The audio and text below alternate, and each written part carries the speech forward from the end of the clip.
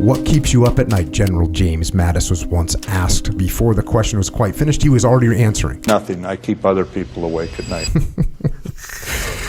It was an answer that captured the philosophy by which this warrior and every warrior before and since lives their life. The philosophy of offense, of initiative, of intimidating the enemy rather than being intimidated, of striking fear, striking period, rather than being struck by it. This is why his troops were commanded to set up and sleep in a V-shaped camp at night, a V pointed in the direction of the enemy. It's why he famously cashiered an otherwise excellent officer in the Gulf War for going too slow. To borrow a phrase from the British General Sir Douglas Haig, at Mattis's core is the trait that all great soldiers must have: a sincere desire to engage the enemy. He expects nothing less from his troops. What are you going to wait for your opponent to prepare? Are you going to give them an advantage? No way. In the civilian world, we call this initiative. In sports, we call it the will to win. And borrowing from the brutal world of war, we get this expression, killer instinct.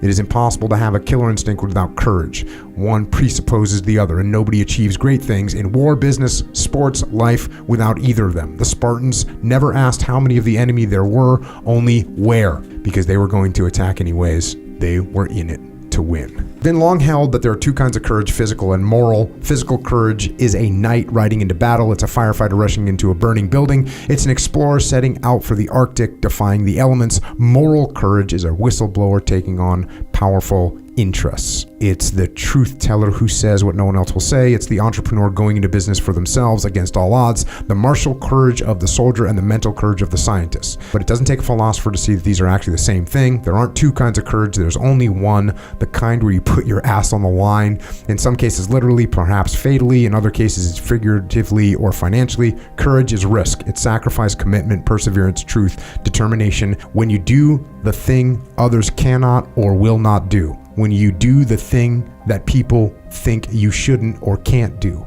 Otherwise, it's not courage. You have to be braving something or someone. Courage is calling.